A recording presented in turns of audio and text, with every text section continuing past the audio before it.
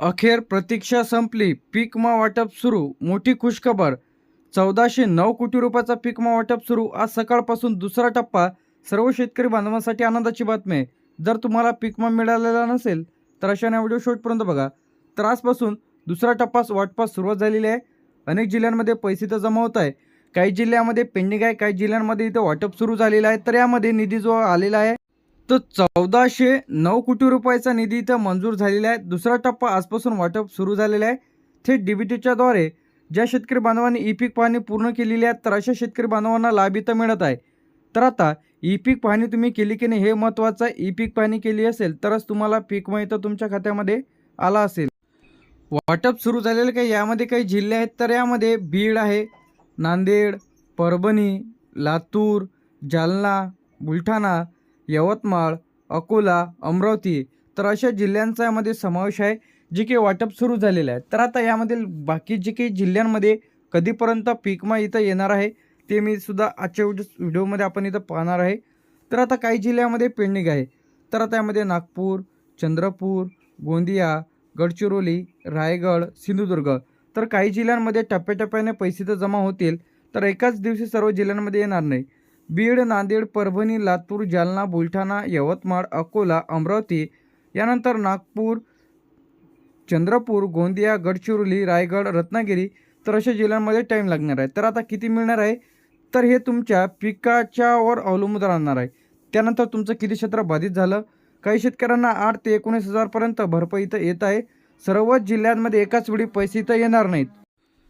पैसे आले नसतील तर तुम्हाला काय करायचं आहे. सर्वप्रथम तुम्हाला अर्ज मंजूर आहे का ते तपासा. याचप्रमाणे तुम्ही ई पीक पाहणी केलेलं आहे का तपासा. आधार लिंक डीबीटी सक्रिय आहे की नाही याची खात्री करून घ्या. पीक विमा कंपनीशी संपर्क करा. तर आता पीक विमा फॉर्म तुमचा मंजूर झाला आहे की नाही जिथून तुम्ही पीक विमा फॉर्म भरलेला आहे तिथून तुम्ही चेक करू शकता. पीक विमा आता 100% कोणाला मिळणार आहे याची खात्री करण्यासाठी आता वेळेत अर्ज तुम्ही भरलेला असणे आवश्यक आहे. खरीप आहे, रब्बी आहे, हंगामातील अंतिम तारखेच्या तुम्हाला अर्ज इथे सादर करायचा आहे. यानंतर तुम्ही पीक विमा फॉर्म भरला, त्याचं पेमेंटसुद्धा केलेलं आहे. यानंतर प्रीमियम भरलेलं असणे आवश्यक आहे. जे की तुम्ही बँकेच्या थ्रू भरलेलं आहे असेल, CSCच्या द्वारे भरलेलं असेल तर त्याचं पेमेंट केलेलं असणे आवश्यक आहे. यानंतर तुमची ई पीक पाहणी पूर्ण झालेली असणे आवश्यक आहे. वेळेमध्ये तुमची जी काही पिकाची नोंद आहे ती तुमच्या सातबाऱ्यावर असणे आवश्यक आहे. जर तुम्ही ई पीक पाहणी केलेली नाही तर तुम्हाला पीक विमा इथं येणार नाही आहे. याचप्रमाणे तुमचं नाव सातबाऱ्यावर असणे आवश्यक आहे. म्हणजे तुमच्या सातबाऱ्यावर नाव वेगळं राहते, आधारवर वेगळं राहते, बँक पासबुकवर वेगळं राहते. सर्व सर्व डॉक्युमेंट्सवर तुमचं नाव व्यवस्थित म्हणजे सारखं असणे आवश्यक आहे. आधार लिंक खातं डीबीटी असणे आवश्यक आहे. डीबीटीच्या द्वारे थेट डायरेक्ट बेनिफिट ट्रान्सफरच्या द्वारे पैसे तुमच्या खात्यामध्ये इथं पाठवले जाते. तुमचा तालुका तुमच्या गावानुसार इथं घोषणा सरकारने जे काही इथं जाहीर केलेल्याप्रमाणे आता पैसे इथं टप्प्याटप्प्याने जमा इथं होत आहे. तर आता महत्त्वाचे जे काही आहे सर्वच अटी पूर्ण झाल्याच्या नंतर आता काही शेतकऱ्यांना 5,000, 8,000 अशा पद्धतीने भरपाई इथं येत आहेत. तर आता पीक विमा वाटप सुरू झालेले जे की यामध्ये जिल्हे आहेत तर काही जिल्ह्यामध्ये पेंडिंग आहेत ते आपण इथं पाहणार आहे. सर्वप्रथम यामध्ये अमरावती, अकोला, बुलढाणा, यवतमाळ, वाशिम, बीड, नांदेड, परभणी, लातूर, उस्मानाबाद, जालना, हिंगोली, छत्रपती संभाजीनगर तर या जिल्ह्यांमध्ये पीक विमा वाटप इथं सुरू झालेलं आहे. काय झालेलं आहे पीक विमा वाटप या जिल्ह्यांमध्ये सुरू झालेलं आहे. अमरावती, अकोला, बुलढाणा, यवतमाळ, वाशिम, बीड, नांदेड, परभणी, लातूर, उस्मानाबाद, जालना, हिंगोली, छत्रपती संभाजीनगर. यानंतर येते आपलं सोलापूर झाल्याच्या नंतर सोलापूर, सांगली, कोल्हापूर, सातारा, पुणे, अहमदनगर, नाशिक, जळगाव, धुळे, नंदुरबार तर अशा जिल्ह्यांचा देखील यामध्ये समावेश आहे. तर आता यामधील राहिलेले जे काही जिल्हे आहेत ते पेंडिंग जिल्हे कोणकोणते आहेत तर यानंतर इथे आपलं नागपूर, चंद्रपूर, गोंदिया, गडचिरोली, भंडारा, वर्धा, रायगड, रत्नागिरी, सिंधुदुर्ग, ठाणे, पालघर, मुंबई शहर, मुंबई उपनगर तर आता हे जे काही जिल्हे आहे हे जिल्हे काय आहे पेंडिंग जिल्हे आहेत. तर आता या पेंडिंग जिल्ह्यांमध्ये कधीपर्यंत पीक विमा मिळणार आहे तर या जिल्ह्यांमध्ये तुमचा अप्रूव्ह झाल्याच्या नंतर 7 ते 15 दिवसांमध्ये पीक विमा हे तुमच्या खात्यामध्ये इथं जमा केला जाणार आहे. सर्व जिल्ह्यात एकाच वेळी पैसे इथं येणार नाही. तालुक्यानुसार, जिल्ह्यानुसार, गावानुसार इथं पैसे इथं वितरित केले जाणार आहे. पीक विमा पैसे आले नाही तर तुम्हाला काय करायचं आहे सर्वप्रथम तुम्हाला बँक खाते तपासायचं आहे. बँकला आधार लिंक आहे की नाही चेक करा. DBT लिंक नसेल तर बँकमध्ये जाऊन DBT लिंक करा. बँक खाते सक्रिय आहे की नाही याची सुद्धा खात्री करून घ्या. त्यानंतर तुमचे पैसे दुसऱ्याच्या खात्यामध्ये गेले का हे सुद्धा तपासून घ्यायचं आहे. यानंतर अर्जाची स्थिती, तर यामध्ये तुमचा जो काही फॉर्म आहे ती अप्रूव्हल आहे, पेंडिंग आहे की रिजेक्ट झालेला आहे हे तुम्ही चेक करून घ्या. घरबसल्या तुम्ही ॲप्लिकेशनच्या माध्यमातून प्रधानमंत्री पीक विमा योजनेच्या अंतर्गत वेबसाईटवरती जाऊन चेक करू शकता.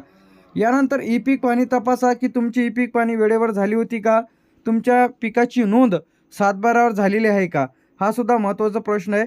म्हणजे आता तुमची जर 7/12वर पिकाची नोंद झाली नसेल तर तुम्हाला पीक विमा इथं मिळणार नाही. कृषी कार्यालयाशी संपर्क करा किंवा पीक विमा प्रतिनिधीला लेखी अर्ज द्या. तर लेखी अर्ज अशा पद्धतीनं इथं राहणार आहे. सर्वप्रथम जे काही विनंती अर्ज, तर पीक विमा कंपनी प्रतिनिधी किंवा कृषी अधिकारी पीक विमा रक्कम न मिळाल्याबाबत तक्रार. तर हे जे महोदय आहे सर्व महिना असंच्या असं इथं लिहायचं आहे. लिहिल्याच्या नंतर आता तुमचं इथं संपूर्ण नाव इथं तुम्हाला टाकायचं आहे. तुमचा मोबाईल नंबर, दिनांक यासोबत आवश्यक कागदपत्रे इथं तुम्हाला जोडायचे आहे. तर यामध्ये कोणकोणती कागदपत्र, सर्वप्रथम 7/12 तुम्हाला इथं जोडायचं आहे. तुमच्या नावावर 7/12 असणे आवश्यक आहे. त्याचप्रमाणे 8 हे 7/12 आणि 8 तुम्हाला डिजिटल किंवा पटवाऱ्याकडून घेऊन तुम्हाला द्यायचं आहे. यानंतर तुमचं आधार कार्ड द्यायचं आहे. आधारशी लिंक खातं असणे आवश्यक आहे. बँक पासबुकवरती IFSC कोड दिसलेला व्यवस्थित दिसणे आवश्यक आहे, अकाउंट नंबर वगैरे.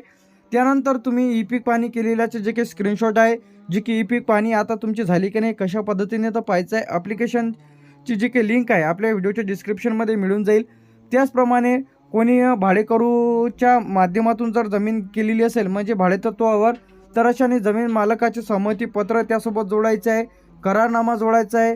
ग्रामपंचायत प्रमाणपत्र इथं काही ठिकाणी इथं लागते.